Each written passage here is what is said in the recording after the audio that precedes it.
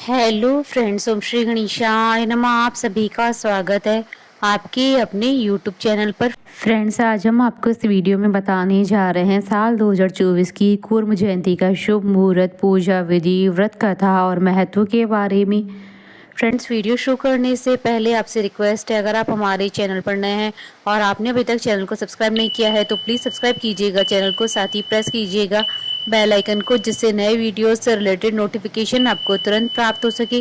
और वीडियो पसंद आने पर वीडियो को लाइक और शेयर जरूर कीजिएगा ताकि सभी भक्तों को इस वीडियो का लाभ प्राप्त हो सके। और कमेंट बॉक्स में जय श्री कृष्णा जरूर लिखिएगा।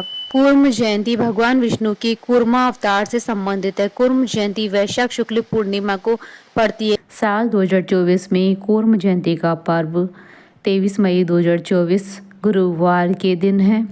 साल 2024 में कूर्म जयंती और वैशाख मास की पूर्णिमा पर 5 माह दुर्लभ संयोग बन रहे हैं। इस दिन सर्वासिद्धि योग, आनंद योग, शिव योग, वर्धमान योग का शुभ माह संयोग बन रहा है। साथ ही गुरुवार का दिन भगवान विष्णु जी को समर्पित होता है और पूर्णिमा का दिन भी भगवान विष्णु जी को समर्पित होता है। इन शुभ माह संयोगों के बनने के कारण इस पूर्णिमा का महत्व और भी अधिक बढ़ गया है।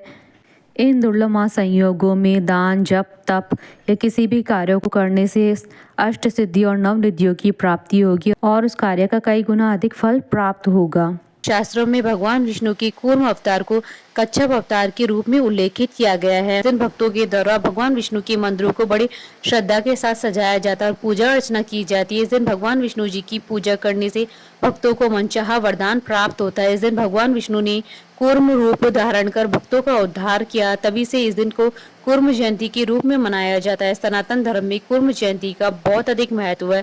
अगर इस दिन गृह निर्माण का कार्य किया जाए तो वह पूरा हो जाता है और बहुत ही शुभ भी माना जाता है। यदि किसी के घर में वास्तु दोष हो तो इस दिन वास्तु दोष को बहुत आसानी से दूर किया जा सकता है। इस दिन भगवान विष्णु जी की पूजा करने से बिगड़े हुए काम बनने लगते हैं। कूर्म जयंती के दिन समुद्र मंथन के दौरान भगवान विष्णु की कूर्म अवतार की मदद से ही देवताओं को अमृत दिलवाने में सहयोग किया था। भगवान श्री विष्णु ने कूर्म अर्थात कच्छप के रूप में अपना दूसरा अवतार लिया था। भगवान श्री हरि विष्णु के 10 अवतारों में कूर्म अवतार दूसरा अवतार है। समुद्र मंथन में श्री विष्णु की इस अवतार की महत्वपूर्ण भूमिका रही थी। कूर्म जयंती पर श्री विष्णु भगवान की इस अवतार की पूजा आराधना करना अत्यंत शुभ और मंगलकारी माना जाता है और इस दिन व्रत रखने की परंपरा भी है। फ्रेंड्स, अब आइए जानते हैं कूर्म जयंती की पूजा विधि के बारे में। यह दिन श्री विष्णु के भक्तों के लिए बहुत ही शुभ और पवित्र होता है। इस दिन श्री विष्णु जी की पूजा आराधना करने का बहुत अधिक धार्मिक महत्व माना गया है। श्री विष्णु भगवान की आराधना इस दिन अवश्य करनी चाहिए। विष्णु सहस्त्र नाम का पाठ करें। इस दिन व्रत भी रख सकते हैं। पवित्र नदियों में स्नान करने का विशेष महत्व बताया गया है। कूर्म जयंती के दिन ब्राह्मणों को भोजन करवाने और दान देने का धार्मिक महत्व माना गया। इस दिन निर्धनों को दान दे किसी भी शुभ कार्य को प्रारंभ करने के लिए दिन अत्यंत शुभ माना जाता है। फ्रेंड्स, अब आइए जानते हैं वैशाख पूर्णिमा, बुद्ध पूर्णिमा और कूर्म जयंती की शुभ मुहूर्त के बारे में।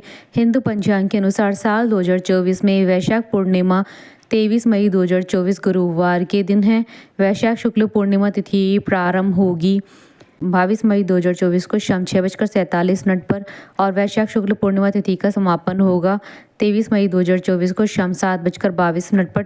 उदय तिथि के आधार पर वैशाख पूर्णिमा 23 मई 2024 गुरुवार के दिन है और चंद्रोदय का समय रहेगा 23 मई 2024 को शाम 7:14 पर और दिन ब्रह्म मुहूर्त रहेगा सुबह 4:12 से सुबह 4:54 तक और अमृतकाल का मुहूर्त रहेगा सुबह 11:22 से दोपहर 1:02 तक और अभिजीत मुहूर्त रहेगा सुबह 11:57 से दोपहर 12:51 तक और सर्वार्थ सिद्धि योग रहेगा 23 मई 2024 को सुबह 9:15 से अगले दिन 24 मई 2024 को सुबह 5:35 तक और दिन आनंद योग, शिव योग, वर्धमान योग पूरे ही दिन रहेंगे और कूर्म जयंती की पूजा का मुहूर्त रहेगा 23 मई 2024 को शाम 4:29 से शाम 7:12 तक। कुल अवधि 2 घंटे 43 मिनट है।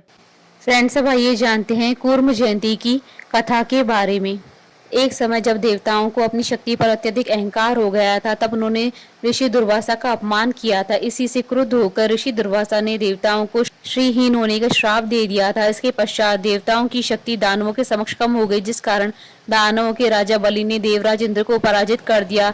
अब तीनों लोकों पर दानवों का राज हो गया तथा चारों अधर्म बढ़ने लगा। ये देखकर देवता अत्यधिक विचलित हो गए तथा भगवान विष्णु के पास सहायता मांगने गए। तब जब हताश देवतागण अपनी परेशानी लेकर भगवान विष्णु के पास पहुंचे तो श्री हरि ने उनके लिए समुद्र मंथन का उपाय बताया। चूंकि प्रलय से पृथ्वी कुछ समय पहले ही उभरी थी तथा सतयुग का पुनः उदय हुआ था, इसलिए बहुत से अनमोल रत्न समुद्र की गहराइयों में छुपे थे।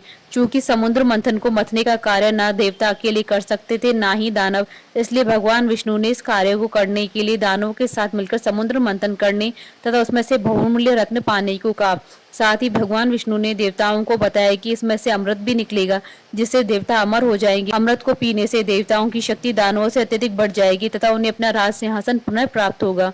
भगवान विष्णु जी की आज्ञा पाकर सभी देवतागण देव इंद्र के साथ राजा बलि की नगरी गए तथा उनके सामने ये प्रस्ताव रखा। वैसे तो दैत्य गुरु शुक्राचार्य को देवताओं पर विश्वास नहीं था, लेकिन उन्हें यह प्रस्ताव पसंद आया। इस कार्य में उन्होंने अपनी सहमति दे दी। इसके पश्चात देवता तथा दानव क्षीर सागर में समुद्र मंथन करने के लिए पहुंचे। समुद्र का मंथन करने के लिए विशाल मदानी की आवश्यकता थी, जो कि उसे मत सके।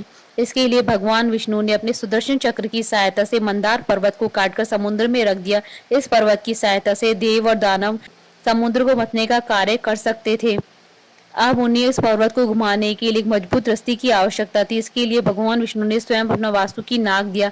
इस वासुकी नाग को मंदार पर्वत पर लपेटा गया। इसके मुख को दैत्यों की ओर रखा गया तथा पूंछ को देवताओं की ओर। अब समुद्र मंथन का कार्य प्रारंभ हो गया, लेकिन एक और समस्या आ पड़ी। चूंकि समुद्र बहुत विशाल तथा गहरा था तथा इसमें कोई पक्की भूमि नहीं थी, इसलिए मंदार पर्वत अंदर रसातल में जा रहा था। यदि वह डूब जाता तो समुद्र मंथन का कार्य अधूरा रह जाता।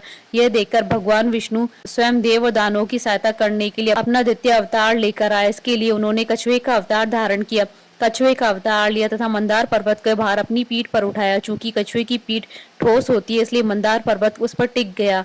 अब देव और दानवों ने कई दिनों तक समुद्र मंथन का कार्य किया। इसके पश्चात समुद्र मंथन में से एक एक करके 14 रत्न प्राप्त हुए, जिसमें हलाहल, कामधेनु, माँ लक्ष्मी, ऐरावत हाथी, उच्च श्रेवा, घोड़ा, कौस्तुभ मणि, कल्प वृक्ष, रंभा, अप्सरा, वारुणी देवी, चंद्रमा, पारिजात, पांचजन्य, धनवंतरी तथा अमृत प्राप्त हुए। जैसे ही अमृत प्राप्त हुआ, वैसे ही देवताओं और दानवों के बीच उसे प्राप्त करने के लिए भयानक युद्ध छिड़ गया। तब भगवान विष्णु ने अपना मोहिनी अवतार लेकर युद्ध को समाप्त किया तथा सृष्टि का उद्धार किया। भगवान विष्णु के कच्छ अवतार लेने के पीछे उनका माँ लक्ष्मी को प्राप्त करने का मुख्य उद्देश्य था।